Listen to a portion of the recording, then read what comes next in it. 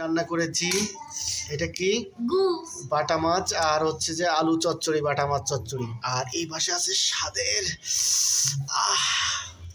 একদম এই হাড্ডি দিয়ে খেতে হবে ভাত গরম গরম ভাত আছে আর এই যে হচ্ছে গরম ভাত এই যে এটা হচ্ছে মাছ ঝোল সেই স্বাদ হবে এই যে গরম ভাত আর গোশ খাওয়ার শেষে এই যে খাবারের শেষে পিঠা হবে খুব স্বাদের পিঠা এই যে আমাদের মুস্কান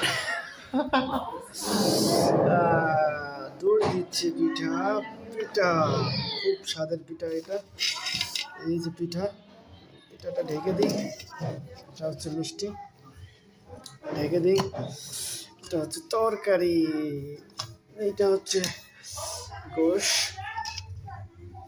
এটা হচ্ছে ভাজি আর এই যে মাছ ঝোল রান্না হচ্ছে এই যে আমাদের মুস্কান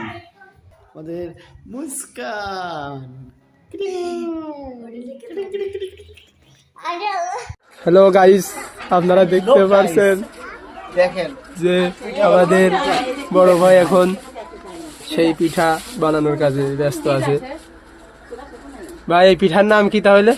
চিতই পিঠা। কি পিঠা একবার বলো? চিতই পিঠা। ও আচ্ছা।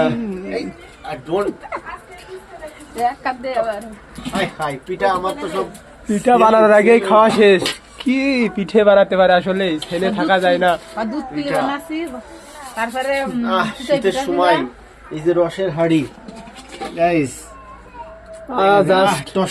আসলে খাওয়ার মতন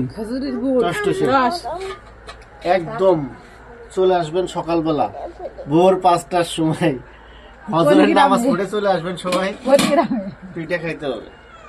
কোন গ্রামে কোনে ওয়াও পিঠেটা দেখো এই যে পিঠা দেখেন এই যে ময়ূর মাছ কি জন্য এই জায়গায় জাস্ট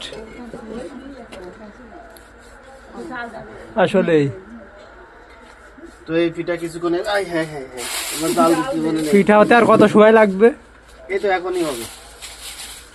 আর এই পিঠাটা খেতে কেমন আর কি কি? হ্যাঁ তুমি খাবা অবশ্যই তুমি খাবা আর ক্যামেরাম্যান যে আছে সে খাবে শিয়াব আর সে খায় দেখাবে এই পিঠে মানে কিরকম ভাবে মানে কত জিনিসের সাথে আর কি খাওয়া যায়? এটা কত রকম কি দেওয়া আছে এর ভিতরে আছে নারকেল আছে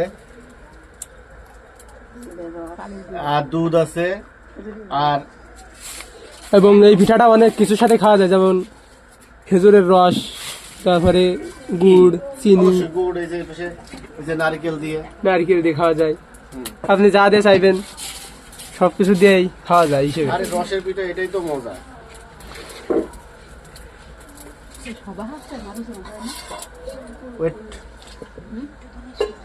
দেখেন এই যে